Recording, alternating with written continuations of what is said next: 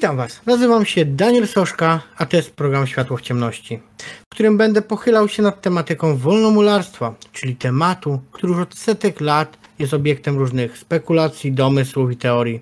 Będę nad nim rozmawiał z wolnomularzami, którzy zgodzili się nam przybliżyć tę tematykę, a może nawet rozwiać niektóre teorie, które utarły się już w popkulturze. A dziś moim i Waszym gościem jest Witold Sokała, członek Instytutu Sztuka Królewska w Polsce oraz Międzynarodowego Mieszanego Zakonu Wolnomularskiego Le Droit Humain, w przeszłości m.in. wielki mówca, wielki sekretarz Rady Federacji Polskiej tego zakonu, a w życiu zawodowym specjalista w zakresie bezpieczeństwa międzynarodowego, zastępca dyrektora Instytutu Stosunków Międzynarodowych i Polityk Publicznych Uniwersytetu Jana Kochanowskiego. Witam serdecznie i dziękuję za możliwość rozmowy. Dzień dobry, witam Ciebie, witam serdecznie wszystkich Państwa, którzy postanowili nas słuchać i oglądać. Długie przedstawienie, ale też pytania będą względem tego, co powiedziałem na wstępie, więc bardzo ważne. Ale kiedy zastanawiałem się, czego zacząć taką rozmowę, podjąłem decyzję, że z każdym moim gościem zacznę od tego samego, bo jeśli mówimy o wolnomularstwie, to wydaje się to adekwatnym pytaniem. Kiedy, jeśli mogę zapytać, kiedy zostałeś inicjowany do wolnomularstwa?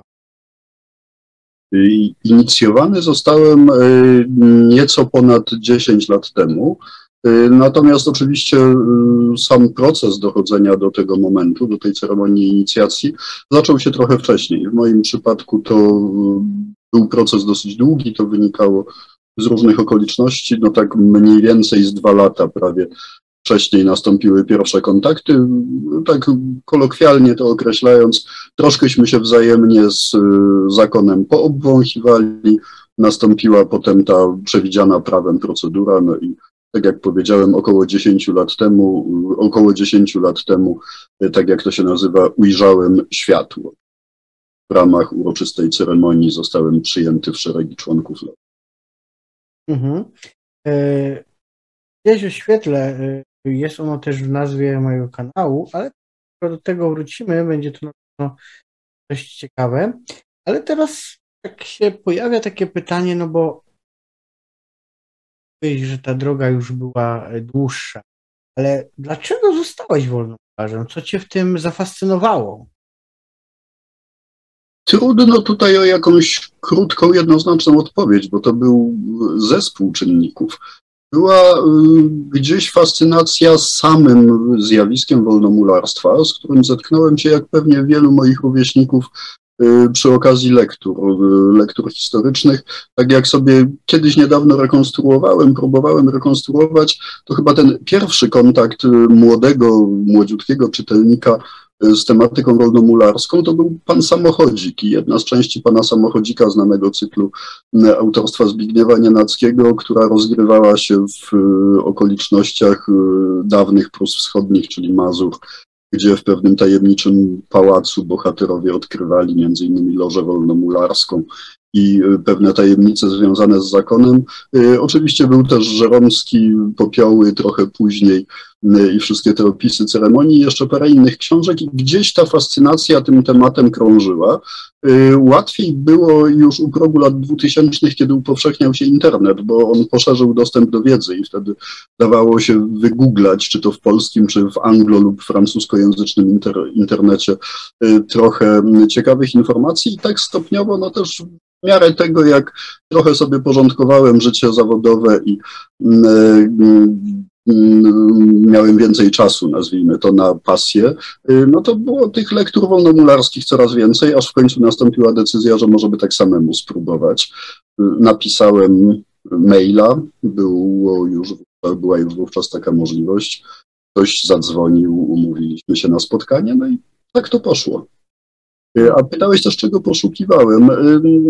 Wielu rzeczy, chyba jakiejś odmiany, chyba ucieczki od takiego codziennego zabiegania za pracą, karierą, pieniędzmi, różnych prostych przyjemności.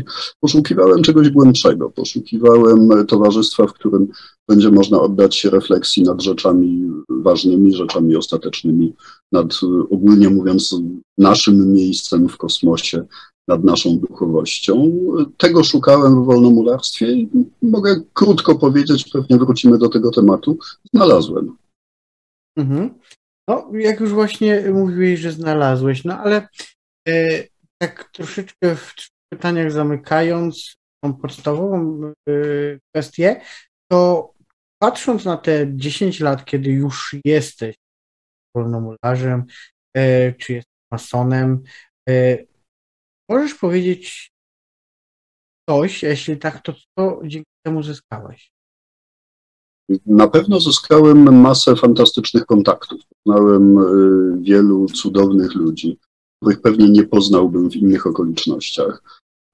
Ludzi, od których bardzo wiele się nauczyłem. I to nie tylko w sensie merytorycznym, chociaż to też o samym wolnomularstwie, o filozofii, o historii, kulturze, o bardzo wielu rzeczach, które gdzieś na ten fenomen wolnomularstwa się składają i wokół niego krążą, ale nauczyłem się też wiele o życiu. Nauczyłem się dzięki pracy z tymi ludźmi, dzięki stosowaniu rytuałów, dzięki wykonywaniu pewnych obowiązków lożowych, nauczyłem się bardzo dużo o sobie. Nauczyłem się więcej niż wiedziałem, gdzie są moje ograniczenia, gdzie są moje słabości. Otrzymałem też parę wskazówek, jak sobie z nimi radzić. Wiadomo, podkreślam, że otrzymałem parę wskazówek, jak sobie radzić, a nie, że sobie poradziłem, bo to jest jednak proces trudny i wolnomularstwo jest drogą tak naprawdę. Byłbym pewnie pyszny i popełniłbym ten grzech, jakbym powiedział, że jakieś realne postępy przez te 10 lat na drodze tak zwanego ciosania własnego kamienia uzyskałem, ale lepiej wiem, gdzie wystają ostre krawędzie kamienia i jak sobie z nimi radzić. Mhm. No, tak, pojawiło się takie pytanie teraz, bo powiedziałeś, że ta droga trwa, tak? Czy droga wolnomularska się kiedyś kończy? Się osiągasz jakiś stopień, koniec, wiesz wszystko? Na pewno nie. Jeżeli ktoś tak twierdzi, to obawiam się, że nie zrozumiał istoty tych stopni, nie zrozumiał istoty wolnomularstwa. No na pewno nasza droga kończy się z naszą śmiercią, z naszym odejściem z tego padołu, a jak mówią wolnomularze, z przejściem do loży wieczystej na przykład. Natomiast stopnie oznaczają owszem pewien postęp, czy dokumentują pewien postęp, natomiast z nimi jest tak, że one są w ogóle dwojakiego rodzaju. Są te 3 podstawowe dla wolnomularstwa stopnie: uczeń, czeladnik i mistrz. I one nie oznaczają, że ktoś się stał mądrzejszy. On owszem, gdzieś tam przy okazji zdobywa więcej wiedzy i o świecie tej ogólnej, i o sobie samym, i o regułach, które rządzą naszym społeczeństwem, tym wielkim i tym małym w postaci loży. Natomiast tak naprawdę awans na kolejne stopnie, czy mówiąc żargonem masońskim podwyżka płacy, nie oznacza więcej dostojeństwa i więcej mądrości. Oznacza tak naprawdę przyjęcie na siebie większego pakietu obowiązków i większej odpowiedzialności za życie loży i zakonu. I tyle. A czymś nieco innym są te tak zwane stopnie wyższe, różne systemy stopni wyższych, różne w różnych rytach, o których ktoś dosyć przewrotnie kiedyś powiedział z lekkim sarkazmem, że one są dla tych, którzy nie przepracowali symboliki stopnia mistrza tak naprawdę. Coś w tym jest, bo jest takie zjawisko w wolnomularstwie i nie ma co tego ukrywać, że te wszystkie kolejne stopnie, dosyć barokowo zazwyczaj nazywane i ozdabiane, to jest takie trochę głaskanie naszego ego. Ale znowu, one nie oznaczają większej mądrości życiowej na przykład. One oznaczają większą wiedzę o symbolice, bo każdy z tych stopni zazwyczaj wiąże się z jakimś kolejnym pakietem informacji symbolicznych, skłania do dalszych przemyśleń z tą symboliką związanych. Więc w pewnym sensie one oczywiście rozwijają człowieka, ale to nie jest tak, że zdobycie któregoś określonego najwyższego stopnia w danym rycie przybliża nas do absolutnej wiedzy o kosmosie i o wszechświecie. Nie, no takich cudów nie ma po prostu. To jest wiedza niezmierzona i nieosiągalna, prawdopodobnie nieogarnialna ludzkim umysłem. Więc tych, którzy by się spodziewali, że po przejściu tej drogi już będą wiedzieli wszystko, muszę rozczarować. Nie. Będą może bardziej zdawali sobie sprawę z tego, jak wielu rzeczy jeszcze nie wiedzą i nigdy się nie dowiedzą. No taki ludzki los. Bo właśnie poruszyłeś temat następnego pytania, bo na stronie Le Droit Humain przy opisie loży, do której należysz, nie informacja Loży Błękitnej. Jakie są jeszcze i czym się właśnie różnią? Bo chyba coś wspomniałeś o lożach stopniach wyższych. Tak. Tak, wolnomularstwo ma taką dosyć skomplikowaną strukturę organizacyjną, że w ramach każdej organizacji czy obediencji tak zwanej wolnomularskiej, a tutaj warto też powiedzieć, że ich jest dużo, nie ma jednej masonerii, to często nieporozumienie, ludzie mówią, będę o to pytał, ja to masoneria, tam to okej, wrócimy do tego. Natomiast każda z tych odrębnych organizacji, o których sobie powiemy później, oparta jest, i to jest wspólna dla nich cecha, o właśnie tak zwane loże błękitne, czyli o te podstawowe komórki, w których każdy wolnomularz jest inicjowany i w których każdy wolnomularz pracuje niezależnie od swojej aktywności w innego typu strukturach. W tych lożach błękitnych pracuje się w stopniu ucznia, czeladnika i mistrza, w nich się zdobywa ten trzeci stopień wtajemniczenia i to jest jakby pewna zamknięta całość zazwyczaj. Natomiast oprócz tego działają inne loże, także w ramach naszego zakonu. Czasem w innych organizacjach to jest taka bardziej odrębna struktura w ogóle, lóż, które pracują w stopniach wyższych. 4., 15., 19., 47. i tak dalej. To już zależy od tego, jaki system stopni wyższych jest przyjęty. Ich jest też bardzo dużo. Natomiast każdy wolnomularz, nawet ten pracujący w jakichś tam bardzo wysokimi liczbami oznaczonych stopniach, musi być członkiem którejś z lóż błękitnych. Od tego praktycznie w świecie wolnomularskim nie ma wyjątku. Dobrze zrozumiałem, nieważne czy porozmawiam czy z wolnomularzem z Anglii, Francji, Szwecji, każdy na pewno przeszedł pierwsze. Tak, i niezależnie też od różnych szczegółów organizacyjnych, ta droga przez 3 stopnie wyglądała generalnie podobnie. Oczywiście stosowane rytuały w różnych organizacjach będą się trochę różniły, różne wersje tych samych tak naprawdę symbolicznie haseł wypowiadamy przy pewnych czynnościach, ale jest pewien bardzo istotny wspólny mianownik. No teraz właśnie wracam do tego, co powiedziałem na samym początku, czyli do przedstawienia, które sobie pozwoliłem, bo jak powiedziałem, należysz do mieszanego zakonu Le Droit Humain. No i właściwie cała ta nazwa to jest jeden wielki znak zapytania, tak? Bo co to znaczy mieszany? Zakon to już w ogóle brzmi co najmniej może nie dziwnie, ale zastanawiająco. No i to, z czym mam problem, jak już Państwo słyszeli, bo ćwiczę to naprawdę od jakiegoś czasu, czyli co to jest to Le Droit Humain? Okej, rozszyfrujmy po kolei. Może od podstawowego tutaj pojęcia, czyli zakon.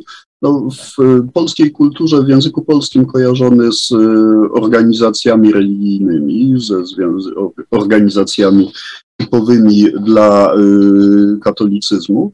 Natomiast w ujęciu wolnomularskim oczywiście nie oznacza, że mieszkamy w klasztorach, oczywiście nie oznacza na pewno celibatu, a nie ślubujemy także ubóstwa.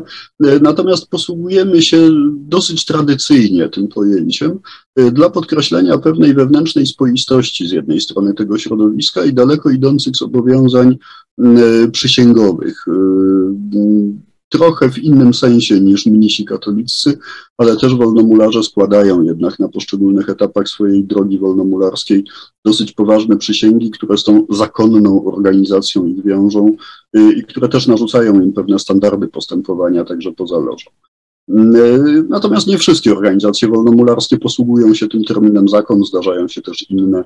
To jest pewien taki ukłon w stronę tradycji tak naprawdę w naszym przypadku. Międzynarodowy oznacza to, że działamy ponad granicami państwowymi, że jest to struktura de facto globalna, obecna na wszystkich kontynentach i że te struktury istniejące w poszczególnych krajach, zwane federacjami bądź jurysdykcjami, ściśle ze sobą współpracują i podlegają tej samej konstytucji międzynarodowej, tym samym zasadom wewnętrznym regulującym ich działanie. Mieszany to jest bardzo ważny człon naszej nazwy, bo tenżeż Międzynarodowy Mieszany Zakon Wolnomularski Le Droit Humain był pierwszą organizacją wolnomularską, która na równych prawach inicjowała mężczyzn i kobiety. Duża część ruchu wolnomularskiego od XVIII wieku to był ruch wyłącznie męski, to z pewnych takich tradycyjnych, też dosyć obyczajowych ograniczeń kiedyś wynikło, acz zdarzały się loże mieszane też w głębokiej prehistorii wolnomularstwa, one potem zamarły.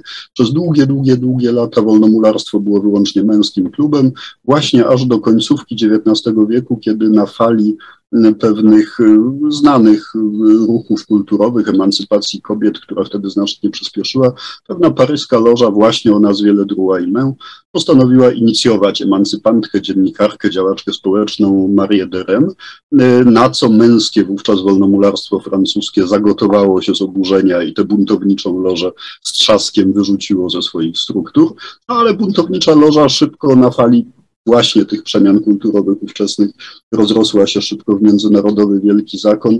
Dzisiaj tak naprawdę chyba trzecią co do wielkości potęgę wolnomularską na świecie, o tych dwóch pozostałych pewnie jeszcze potem powiemy.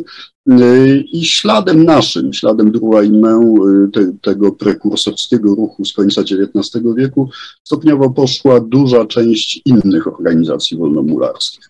Chociaż znacznie później, bo to tak naprawdę początki XX wieku, kiedy różne organizacje zaczęły nawracać się na ten mieszany sposób działania. Nie wszystkie jeszcze. No i wreszcie mamy w takim razie zakon, mamy międzynarodowy, mamy mieszany. Ja powiem tylko, że dla mnie ta mieszaność, czyli równoprawne traktowanie kobiet i mężczyzn było to było jeden z głównych powodów, dla których tę, a nie inną organizację wybierałem na początku swojej drogi masońskiej. Doceniam męskie kluby i męskie towarzystwo w niektórych okazjach, ale akurat przy tej okazji uznałem, że byłoby dziwne, gdyby ograniczać się tylko do towarzystwa jednej płci w tej działalności. No i Le Droit Humain, czyli po francusku prawo człowieka, wzięte właśnie z nazwy tej paryskiej loży z XIX wieku, ale ważne dla nas, bo i to prawo człowieka rozumiane przez pryzmat równości płci i inne prawa człowieka, a tak naprawdę ludzkie prawo do wolności, do swobody poszukiwań, do zgłębiania własnej duchowości i do poznawania świata, to jest coś bardzo ważnego w całym wolnomularstwie, ale myślę, że w naszym zakonie szczególnie akcentowane dzięki tej tradycyjnej nazwie. Dzięki temu, że odpowiedziałeś o historii zakonu poniekąd, więc to było moje kolejne pytanie, ale jak już mówimy o tym przedstawieniu, na które pozwoliłem sobie na początku, użyłem też tam określenia, że jesteś członkiem Instytutu Sztuka Królewska w Polsce. No, nazwa dość zagadkowa, więc chcielibyśmy się dowiedzieć, co to jest i czym ten instytut się zajmuje. To znów w takim razie zacznijmy może od tych dwóch członów nazwy Sztuka Królewska, bo tego nie powiedzieliśmy na początku, a może warto. To jedna z tradycyjnych nazw wolnomularstwa. Wolnomularstwo, masoneria, Sztuka Królewska, czy z łacińska ars regia, to takie właśnie dosyć tradycyjne i wymiennie stosowane nasze samookreślenia.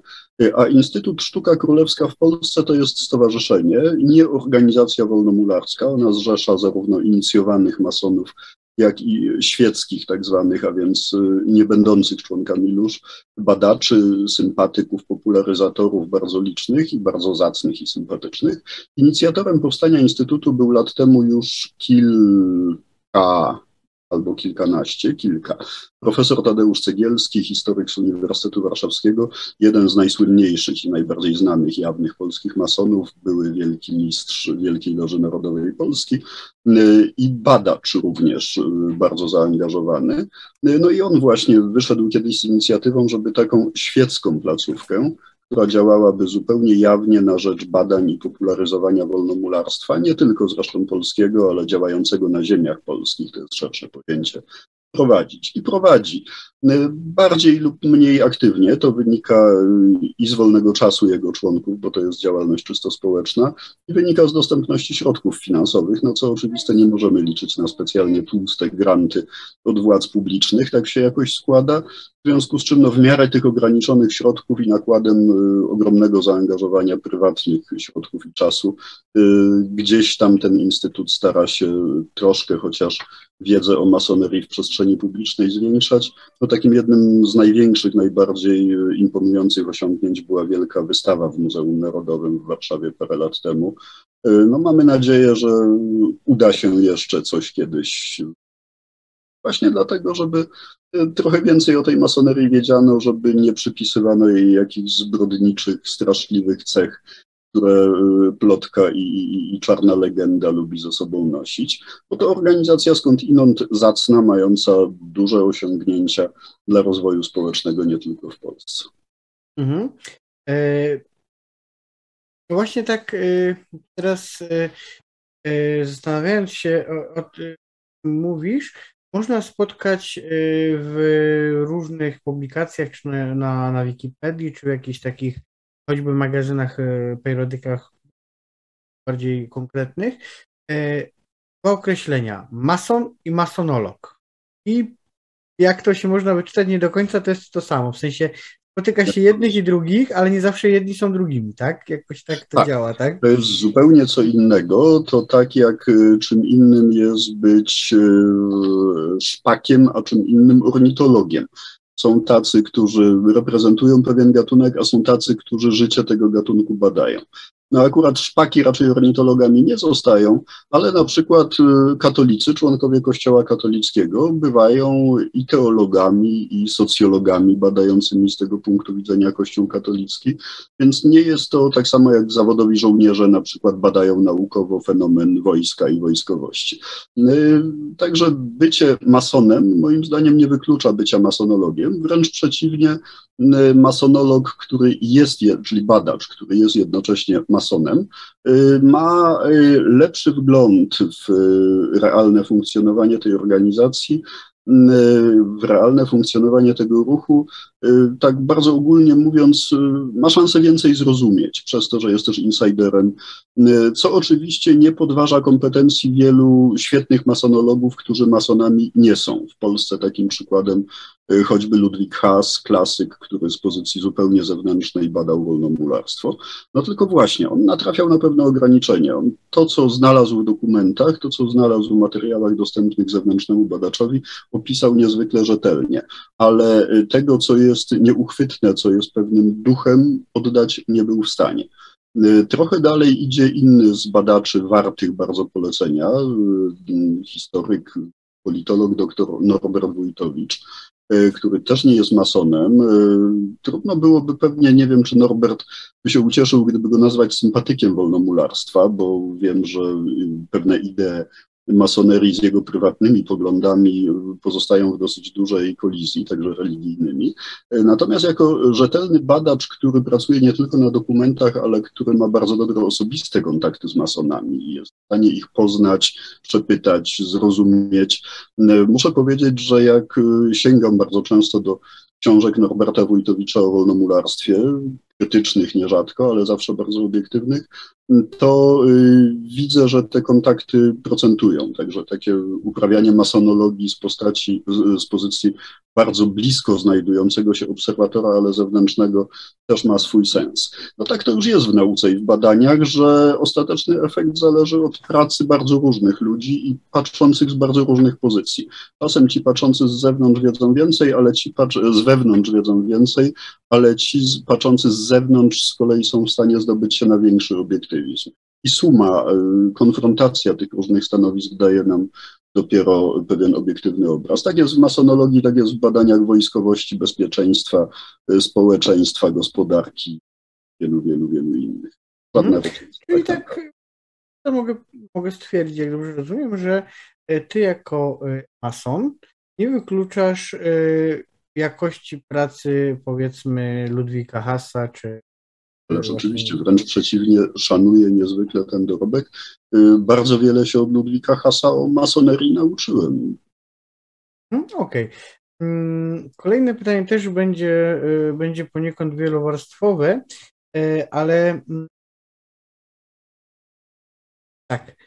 Jeśli chodzi o masonerię, to często pojawiają się tam określenia związane z rytem czy rytuałem.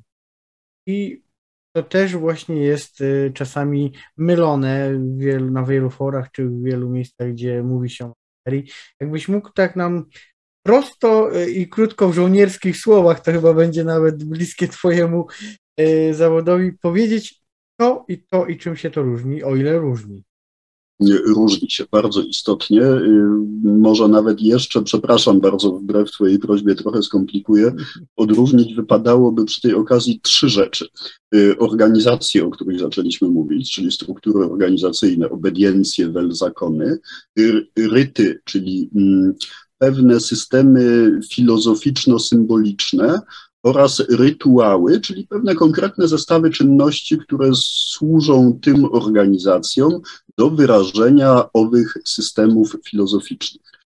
Czyli organizacje lub zakony, to jest tak, to często stosują bardzo różne ryty.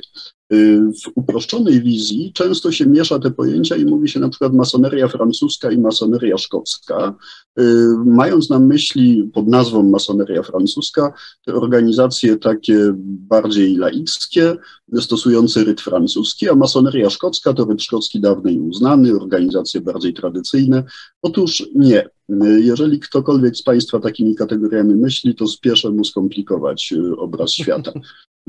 Organizacje te zwane tradycjonalistycznymi, wywodzące swoje istnienie i opierające swoje działanie na patentach od Wielkiej Loży Matki Świata, czyli Wielkiej Loży Anglii, stosują zazwyczaj ryt York, bardzo tradycyjny, czasami ryt szkocki dawny i uznany. To są te organizacje najbardziej konserwatywne.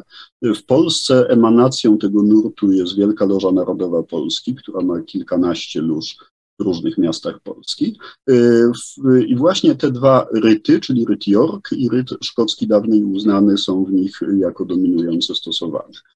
Natomiast ten sam ryt szkocki dawny i uznany bywa stosowany choćby przez mój zakon, przez Międzynarodowy Mieszany Zakon Wolnomularski Le Droit Humain. To jest element akurat naszej tożsamości i tutaj nie ma dowolności jak w innych organizacjach, gdzie jedna loża pracuje w takim rycie, inna w innym. Wszystkie loże na całym świecie zakonu Le Droit Humain pracują w rycie szkockim dawnym i uznanym, który, jak sama nazwa wskazuje, powstał we Francji, w Stanach Zjednoczonych i w Szkocji.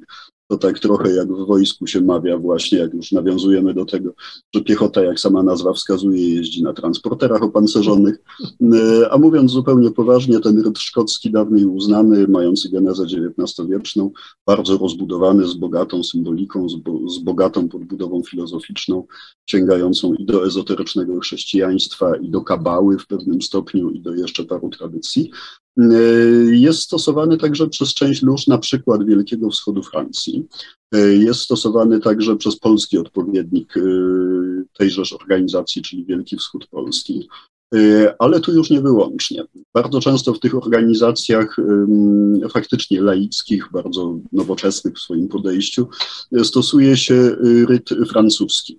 Bardzo uproszczony w stosunku do rytu szkockiego dawnego i uznanego, jeżeli chodzi na przykład o rozbudowanie symboliki i rozbudowanie rytuałów przede wszystkim. Ja pamiętam, kiedy miałem okazję pierwszy raz jako gość uczestniczyć w pracach prowadzonych w rycie francuskim, to byłem szczerze zaskoczony, bo to, co u nas trwa długo i jest obudowane wieloma czynnościami, tam było uproszczone do minimum po to, żeby może nie zakłócać czy nie odbierać czasu, które siostry i bracia woleli przeznaczyć na inne czynności niż rozbudowane rytuały. Ryt ma zresztą znacznie mniejszą skalę, bo 6 tak naprawdę stopni wyższych, podczas gdy szkocki dawniej uznany aż 33. Są też, i to są najpopularniejsze w tej chwili chyba ryty w skali świata, ale są też bardzo ciekawe ryty takie jak na przykład szwedzki, o bardzo silnych nawiązaniach tradycyjnych, związanych z chrześcijaństwem, jak ryt szkocki rektyfikowany, bardzo mocno nawiązujący do tradycji templariuszowskiej, rycerskiej i jeszcze parę innych bardzo ciekawych, na przykład 99-stopniowy ryt Memphis Misraim, nawiązujący do pewnych tajemnic starożytnego Egiptu i jeszcze parę innych. Także te zespoły filozoficzno-symboliczne, o których mówimy, to są ryty. One mogą być stosowane w różnych organizacjach, w bardzo różnych konfiguracjach, natomiast rytuały to jest to, co z nich wynika. To są te zespoły czynności, czyli na przykład sposób, w jaki inicjujemy nowego członka, w jaki podnosimy kogoś ze stopnia czeladnika do mistrza, w jaki przeprowadzamy wszystkie inne czynności wewnątrz loży. Takie ostateczne skonkretyzowanie rytu, można by powiedzieć w pewnym uproszczeniu. Nie wiem, czy to było w krótkich żołnierskich słowach, ale mam nadzieję, że kto sobie to rozrysuje, to zapamięta. Jak powiem, że ryt to jest zbiór rytuałów, jest ok, tak? Trochę więcej niż zbiór rytuałów, bo także ich symboliczno-filozoficzna podbudowa. Ale jakby w takim bardzo upraszczającym określeniu. Okej. No i teraz tak, kiedy czytamy o wolnomularstwie, czytamy o masonerii, nie da się nie trafić na to, że sam przed chwilą to powiedzieli, że jest to też zbiór symboli. Właśnie symbole w wolnomularstwie są czymś, znaczy wolnomularstwo jest nakiełkowane symbolami. Zastanawiam się, czemu nie stawiacie to właśnie symbolami, a nie napisać coś wprost, tak? Zwyczajnie, tak? Że białe jest białe, czarne jest czarne, a nie musimy mówić o niebie i w nocy, tak? I nagle dochodzimy, że dalej jest czarne.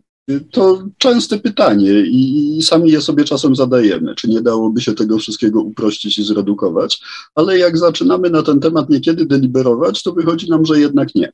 Z dwóch powodów. Po pierwsze, język symboli to jest jeden z najpiękniejszych języków ludzkości. Język tradycyjny, język stosowany zresztą przecież nie tylko w wolnomularstwie, język wykorzystywany w bardzo wielu dziedzinach naszego życia, poczynając od tak trywialnych spraw jak stopnie wojskowe, znaki drogowe i tak dalej. To są przecież wszystko symbole. Na symbolach jest oparta królowa ludzkiej wiedzy i królowa nauk, czyli matematyka. Na symbolach jest oparty zapis nutowy i warto tutaj zauważyć, że to są języki uniwersalne.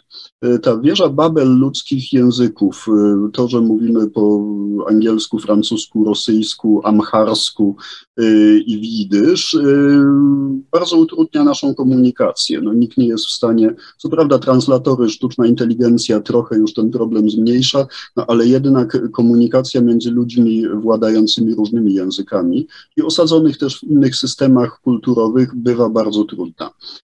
Nie wystarczy czasem mechanicznie przetłumaczyć znaki. A symbole bywają językiem uniwersalnym. Tak jak nuty czyta zarówno Chińczyk, jak i Francuz.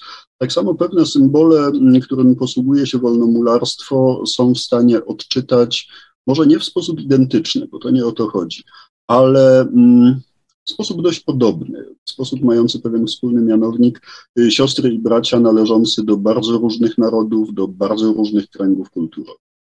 Także ten język symboliczny trochę ułatwia wzajemną komunikację. Natomiast jego podstawowym, chyba ważniejszym sensem istnienia jest to, że on nas też rozwija. Że gdybyśmy mieli wszystko wyłożone czarno na białym, napisane na przykład masz się zachowywać tak i tak, bo to jest dobre, no to sprowadzilibyśmy to do instrukcji obsługi łopaty. Natomiast kiedy podobny przekaz etyczny czy filozoficzny jest zawarty czasem w bardzo skomplikowanej symbolice, to dotarcie do niego, zrozumienie wymaga pewnej własnej pracy, pewnego własnego przetrawienia, a to jest korzyść sama w sobie. Ucząc się tego przekazu symbolicznego, ucząc się go w oparciu o własne analizy, o dyskusje z innymi, o spory na temat interpretacji poszczególnych symboli, rozwijamy się, ćwiczymy nasz intelekt po prostu. Mamy motywację do sięgania do często bardzo różnych źródeł, żeby poszukać nowych możliwości interpretacyjnych i to jest jeden z elementów tej codziennej pracy wolnomularskiej. To jest często ten bardzo ważny, niemalże kluczowy temat naszych spotkań lożowych. Bez tego języka symbolicznego, no tak w największym uproszczeniu, byłoby nudno. Studiowalibyśmy instrukcję obsługi łopaty, no i o czym by było dyskutować? No i właśnie o tych symbolach ja wiem, że masoneria jest dość dyskretna, jeśli chodzi o pewne swoje rzeczy, ale tu zaryzykuję pytanie, bo powiedziałeś też właśnie o świetle, który jest w nazwie mojego kanału. Tutaj od razu powiem, że powstała nazwa bardzo z tej przyczyny, bo w serialu Filary Ziemi na samym końcu finałowej scenie jest takie, że budowniczy katedry budował katedrę, słońce wpadło przez właśnie te barokowe ogromne okna i on powiedział, że to jest właśnie to, że ta katedra, jej piękno jest właśnie z tego światła i stąd właśnie powstał mój kanał. A teraz właśnie pytanie, bo powiedzieli, że wtedy, kiedy otrzymałem światło, to możesz coś więcej powiedzieć na temat właśnie tego symbolu, jeśli to nie jest tajemnica, której nie możesz zdradzić? Częściowo to jest tajemnica. Tajemnica, jak wiadomo, może też przy okazji to wrzućmy, tajemnica tak naprawdę dotyczy dwóch rzeczy w wolnomularstwie, to znaczy dotyczy tożsamości żyjących członków lóż, z wyjątkami takich sióstr i braci jak ja, którzy sami dobrowolnie się przyznają, że są masonami, to o nich można mówić, ale o pozostałych nie. A druga sfera, której dotyczy tajemnica, to jest właśnie sfera rytuału, sfera konkretnych rytuałów, ale to też nie wynika z tego, że my jakieś straszne rzeczy mamy tam do schowania w piwnicach. To nie chodzi o to, że nie przyznajemy się dlatego, że mordujemy niemowlęta i spuszczamy im krew na przykład. To chodzi o to, że wolnomularski system rytuałów jest trudny do pojęcia wyrywkowo i w przypadkowej kolejności. Ja często się posługuję taką analogią, że to jest trochę tak jak z jazdą samochodem. Jeżeli ktoś nie opanuje najpierw techniki zmiany biegów i nie wykona kilku podstawowych ćwiczeń, jak sprawnie kręcić kierownicą prawidłowo, to nie ma sensu tłumaczyć mu, jak wprowadzać auto w kontrolowany poślizg i jak go z tego poślizgu wyprowadzić, no bo on po pierwsze nie zrozumie za bardzo, a po drugie już na pewno tego nie będzie w stanie sensownie powtórzyć. Skończy najprawdopodobniej w rowie i będzie z tego tylko wstyd i kłopot. Trochę tak samo jest z rytuałami. Dlatego niechętnie mówię o poszczególnych z nich, bo to jest pewien system, który warto poznawać stopniowo i to nie tylko jeśli chodzi o jego mechanikę, czyli to jakie gesty rękami, jakie nogami i jakie głową, ale także o jego znaczenie symboliczne. Więc tutaj pozwolę sobie i Ciebie, i naszych słuchaczy pozostawić w pewnej niewiedzy, zachęcając do ewentualnie tych, którzy bardzo chcą, do zgłębienia tego w prawidłowy sposób. Mogę ograniczyć się tylko do tej, więc nie opowiem, na czym polega rytuał udzielania światła. Natomiast myślę, że sens tego właśnie dlatego, że to jest symbol dosyć uniwersalny, wykraczający znacznie poza wolnomularstwo. No światło, wiedza, szansa, coś, co rozjaśnia nam mrok niewiedzy, coś, co z tego mroku nas wyciąga. Dokładnie tak samo jak pewnie w 1000 kontekstów kulturowych, dokładnie to samo jest w wolnomularstwie. No mówimy zresztą o świetle też przecież nie tylko w tej symbolice, w wielu innych jest to nawiązanie do bardzo praktycznego znaczenia światła, które ułatwia nam codzienne życie. No, gdyby nie światło, nie byłbym w stanie teraz wieczorem pracować i nie byłbym w stanie z Tobą rozmawiać, bo byśmy się nie widzieli po prostu. No i chyba tyle.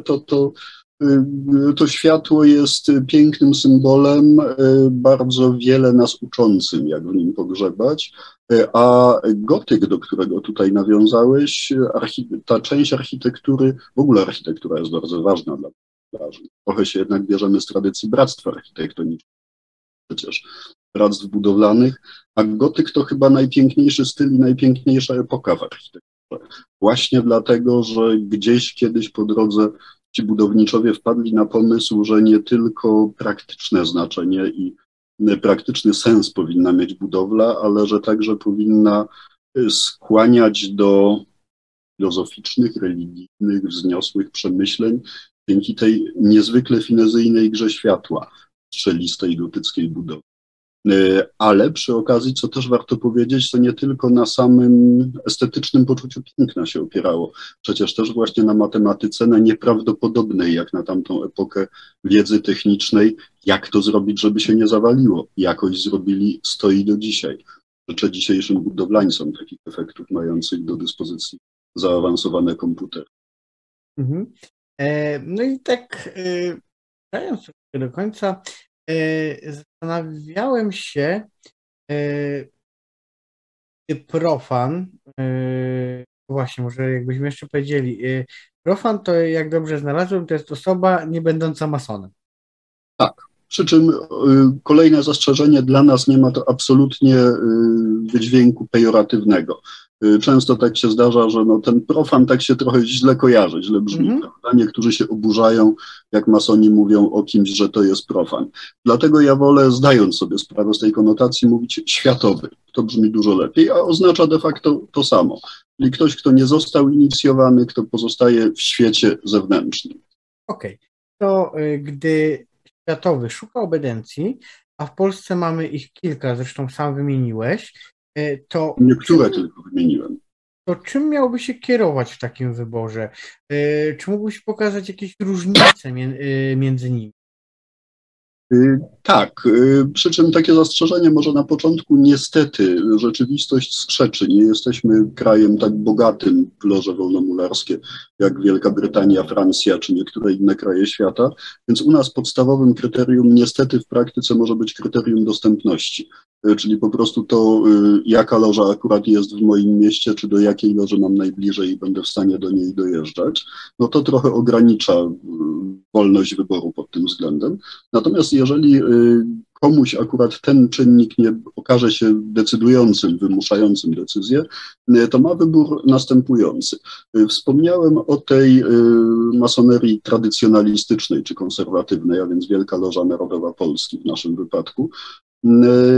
No tutaj podstawowe kryterium. Trzeba być nadal jednak mężczyzną. Ja wierzę, że to się zmieni i wierzę, że te loże też kiedyś nawrócą się, jak już raz użyłem tego sformułowania, na mieszaność, czyli postanowią inicjować kobiety na różnych prawach, ale na razie się na to w najbliższym czasie nie zanosi.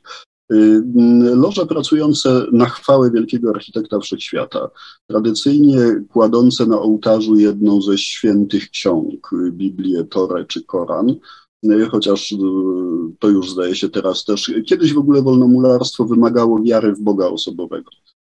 Potem zaczęto tę postać wielkiego architekta wszechświata i ten symbol interpretować bardziej liberalnie.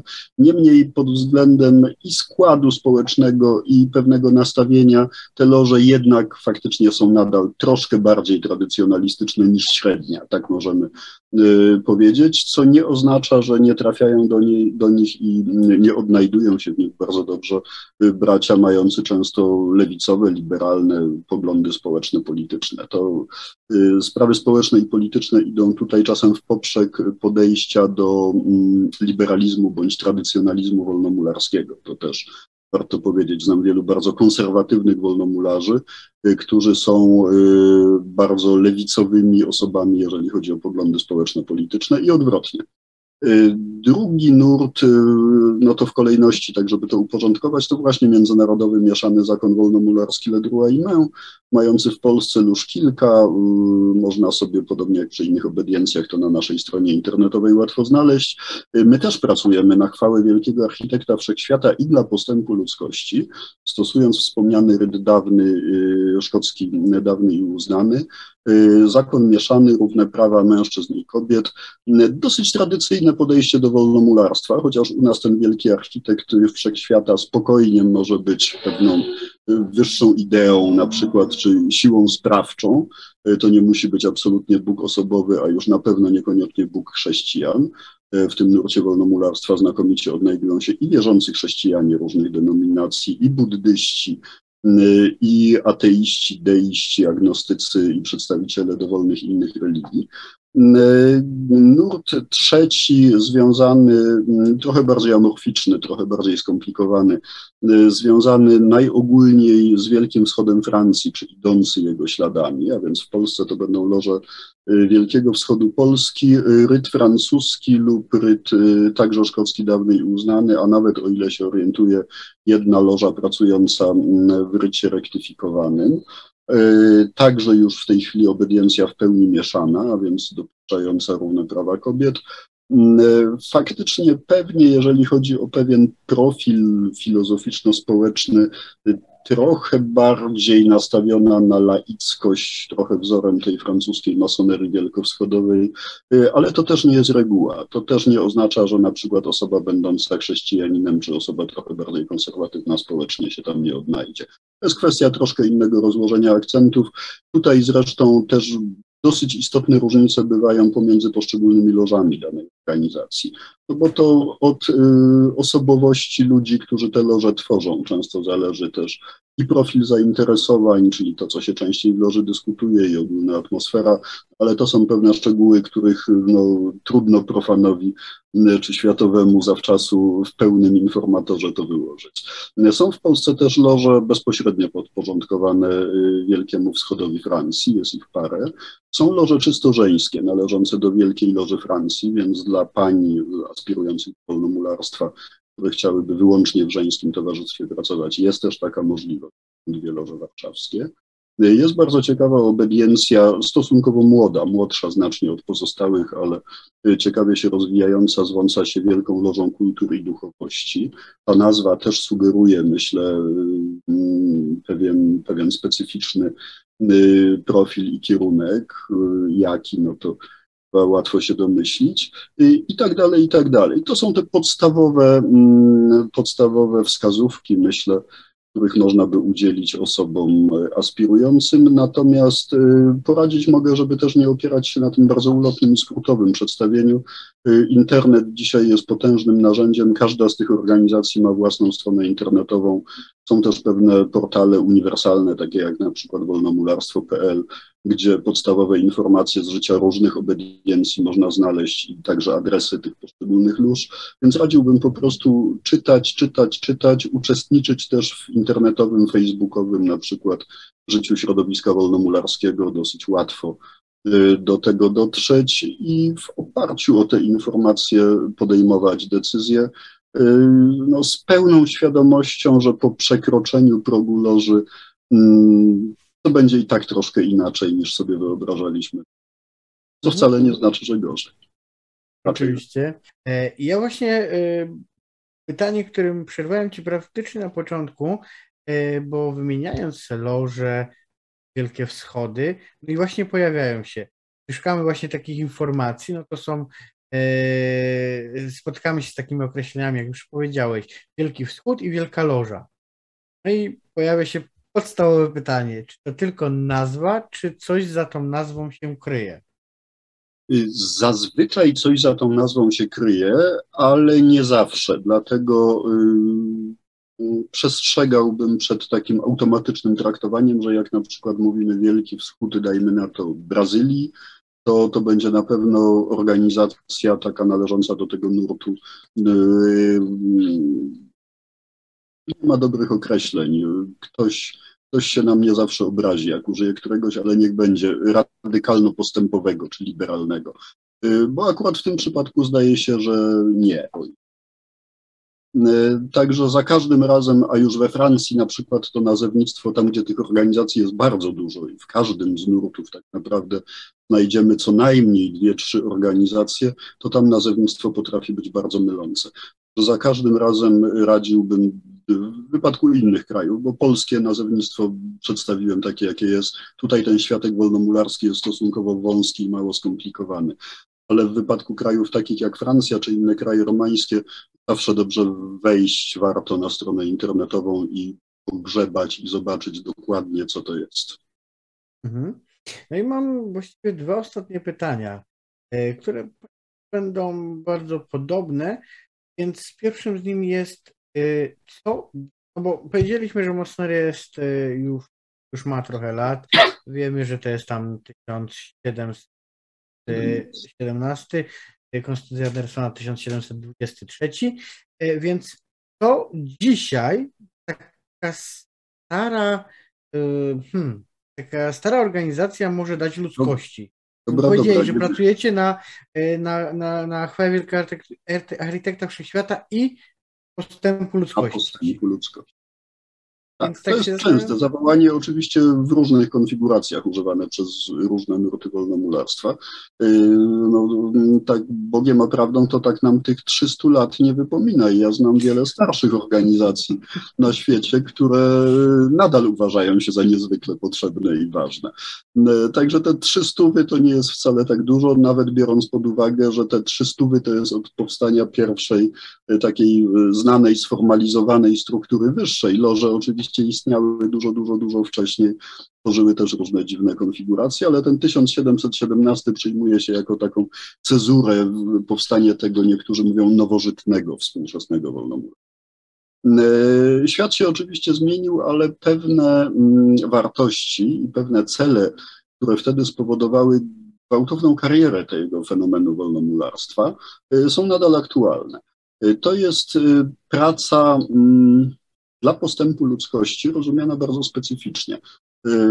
Wbrew legendzie też, to nie jest tak, że w lożach ustala się aktualny kurs walut, decyduje o wojnach, pokoju, spiskach, zamachach stanu. Nie, to jest legenda.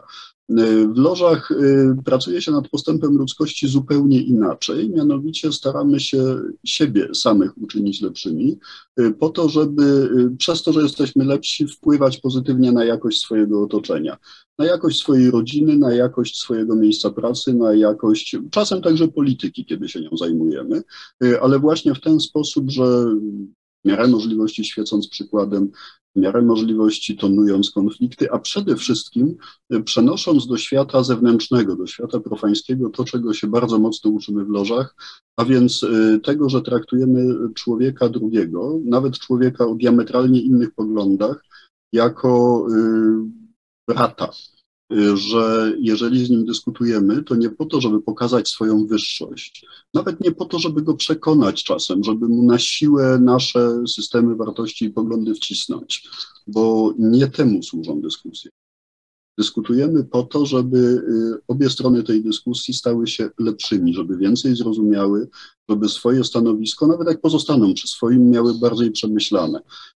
I to jest jeden z 1000 takich drobnych pozornie elementów, którego wolnomularstwo uczy i którego bardzo by się przydało więcej w życiu światowym, w życiu profańskim. Uczymy się otwartości na drugiego człowieka, uczymy się szacunku dla niego. To zbudowało tak naprawdę w tych złotych latach wolnomularstwa w XVIII wieku potęgę Imperium Brytyjskiego, pozwalając zakopać dramatyczne przecież podziały, jakim społeczeństwo brytyjskie było wtedy poddane po serii krwawych wojen domowych w wieku XVII, kiedy katolik z protestantem nie byli w stanie siedzieć przy jednym stole, a w lożach okazywało się, że owszem, mogą i mogą traktować się jak bracia.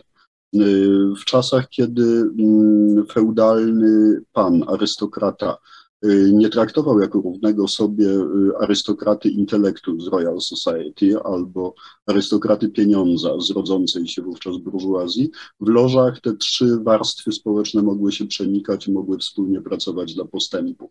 W tamtym wypadku dla postępu społeczeństwa brytyjskiego, ale w skali globalnej także dla postępu ludzkości. Dzisiaj nie mamy problemu z zasypywaniem różnic między arystokratami, biznesmenami i naukowcami, natomiast mamy wiele innych różnic do zasypania, dotyczących i statusu społecznego, i poglądów, często nawet różnicy wieku. Jednym z fenomenów lóż, jednym z takich elementów, które ja sobie w wolnomularstwie bardzo wysoko cenię, jest to, że 80- czy 90-latek o ogromnym bagażu doświadczeń życiowych, jak równy z równym rozmawia z 20-paroletnim studentem. I obie strony w takiej relacji czegoś się od siebie uczą. Ten 20-paroletni młodzieniec, mam wrażenie, trochę szybciej dojrzewa osobowościowo i społecznie dzięki temu kontaktowi, natomiast starzec młodnieje i patrzy też często na świat oczami nie tylko swojego pokolenia, ale oczami młodszych. Chyba nie trzeba uzasadniać, że obie strony na takiej relacji sporo korzystają. Więc wolnomularstwo ma na pewno nadal sporo do zaoferowania swoim członkom, to bez wątpienia. No inaczej nie poświęcaliby sporo czasu i niebagatelnych pieniędzy na to, żeby członkami takiej organizacji być i w spotkaniach lożowych uczestniczyć, ale sądzę, że ma też sporo do zaoferowania światu zewnętrznemu, właśnie przez to promieniowanie dobrych obyczajów z loży na zewnątrz. Oczywiście, zależnie od skali wolnomularstwa w danym kraju, ten wpływ jest większy albo mniejszy, natomiast tak czy inaczej chyba nie warto go lekceważyć. No i wreszcie na koniec, jest też wolnomularstwo o specyficznym laboratorium idei. To, co użyłem kiedyś w jakiejś publicystyce swojej tego sformułowania. Przyznam się, że jestem z niego bardzo dumny, no bo tak to jest. To w tym wolnomularskim laboratorium wykuwały się kiedyś w tej braterskiej dyskusji podporządkowanej regułom, o których przed chwilą wspomniałem, wykuwały się piękne idee ludzkości. Te, które zdecydowały o postępie w wieku XVIII, XIX, XX. Tam wykuwały się też pomysły, które zaowocowały potem takimi fenomenami jak wielkie współczesne organizacje międzynarodowe, na które można patrzeć krytycznie, ale które jednak uczyniły świat zdecydowanie lepszym.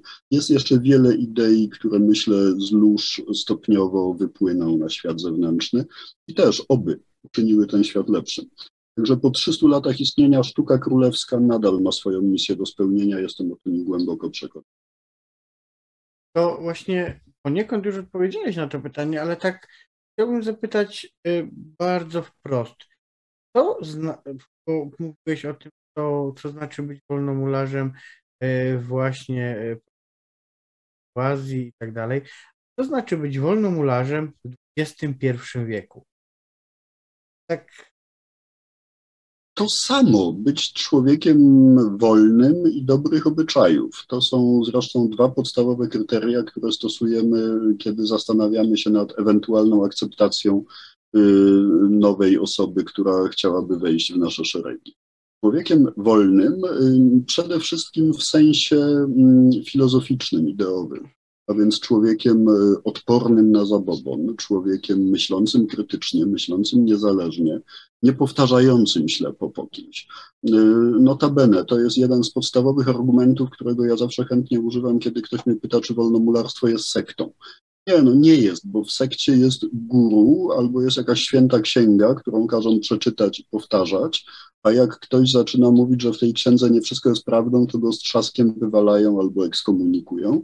Natomiast w wolnomularstwie wręcz przeciwnie. Wolnomularstwo uczy krytycznego myślenia, uczy podważania dogmatów, podważania autorytetów. To jest ta wolność intelektualna, która jest pewnym fundamentem wolnomularstwa wtedy, dzisiaj i oby była jutro.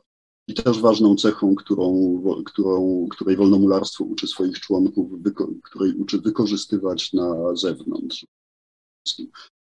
No i człowiekiem dobrych obyczajów, co też nie jest jakoś ściśle zdefiniowane. Zawsze bywa przez loże interpretowane w konkretnym kontekście, w odniesieniu do konkretnej osoby. Natomiast no, jakoś się utarło, że te dobre obyczaje to jest przede wszystkim bycie dobrym człowiekiem dla innych, niekrzywdzenie innych ludzi, traktowanie ich z szacunkiem. To może przyjmować bardzo różne formy, ale sens tego jest taki sam 300 lat temu, jak i dzisiaj, w nieco zmienionych okolicznościach społecznych i kulturowych. Okej, no to faktycznie przedstawiłeś nam tak rzeczy, które wydawały się na początku dość trudne do pojęcia w dzisiejszym czasie przez powiedzmy chociażby taką osobę jak ja, która ma lat i pewne rzeczy wydają się może archaiczne, przepraszam za określenie, bo znowu... Ale to prawda. Duża część rytuału, duża część sformułowań to są rzeczy archaiczne, no ale w tym też jest pewien ich urok. W tym jest zresztą, pytałeś o sens bycia tutaj i o to, co mi się podoba. Podoba mi się też to poczucie ciągłości pokoleń, tego jak w czasie niektórych rytuałów, to zresztą podkreślamy, że tak naprawdę jesteśmy jednością z tymi, którzy byli kilkaset lat przed nami i z tymi, którzy są dzisiaj oddaleni o tysiące kilometrów, ale też z tymi, którzy będą kilkaset lat po nas. To jest fajne, to jest frajda, ale to też nakłada na nas ogromną odpowiedzialność. No, ma się poczucie, że wieki patrzą. No tak, no bo możemy wymienić wielu wolnomularzy, którzy byli w lożach i jakby są elementem nawet naszego kraju, tak? Chociażby No, tak, sięgając bliżej, no nieprzypadkowo loża, której jestem członkiem i współzałożycielem, o czym mówię z dumą i satysfakcją, nosi miano Michał Tokarzewski-Karaszewicz, postać znana tym, którzy się interesują historią, wybitny legionista Józefa Piłsudskiego, generał II Rzeczpospolitej, twórca służby zwycięstwu Polski, mason. Mało kto o tym wie. No bo właśnie miało być ostatnie pytanie, ale nie mogę się powstrzymać. No bo często mówi się właśnie, że masoni są antypolscy. To tak nie bardzo nie pasuje w tym, co powiedziałeś teraz w ogóle. Wybicki, Dąbrowski różnie mówią o Kościuszce, nawet jak nie był inicjowanym masonem, to był bardzo blisko tego ruchu i jego ideałów. No a z późniejszych, choćby właśnie Michał Tokarzewski-Karaszewicz i wiele innych pięknych postaci dwudziestolecia międzywojennego, a sięgając później Jan Józef Lipski, choćby premier Rzeczpospolitej Jan Olszewski, którego działalność polityczną można oceniać, zwłaszcza późną, różnie. Ja oceniam akurat bardzo krytycznie jego premierostwo. Natomiast nawet przeciwnicy polityczni Janowi Olszewskiemu nie odmawiali nigdy i nie odmawiają ani patriotyzmu, ani bezinteresowności, ani ogromnej osobistej kultury i wielu przymiotów charakteru. Dziękuję Ci, Witoldzie, za tą rozmowę, za to, że rozjaśniłeś nam tych wiele aspektów, o których tutaj rozmawialiśmy, o które pozwoliłem sobie zapytać. Dziękuję także Wam, drodzy słuchacze, widzowie, za to, że chcieliście zobaczyć i wysłuchać naszej rozmowy. Wszystkie rzeczy, o których mówiliśmy, czyli linki na przykład do strony wolnomularstwo.pl, oczywiście macie na dole. Znajduje się tam także link do strony Le Droit Humain, więc zapraszamy do odwiedzenia. I oczywiście zapraszam też na wykład Witolda, o którym wspominałem, na YouTubie. Nazywa się Wolnomularstwo między alchemią a polityką. Ja dziękuję Tobie za tę inicjatywę i dziękuję za okazję poopowiadania o masonerii. Państwu wszystkim, którzy dotrwali do tego momentu, serdecznie gratuluję cierpliwości i dziękuję za ten poświęcony czas. Dziękuję Wam i standardowo chcielibyśmy, żebyście nam pokazali, czy jesteście zainteresowani takimi rozmowami. Najłatwiej to zrobić szukając miejsc. Ja życzę Wam spokojnego wieczoru, przynajmniej u nas, i uczcie się, słuchajcie nas dalej. Zapraszamy na koniec. Miłego wieczoru. I światła wszystkim życzymy. Niekoniecznie tego masońskiego. Dziękuję bardzo. Do widzenia Wam. Dzięki. Na razie.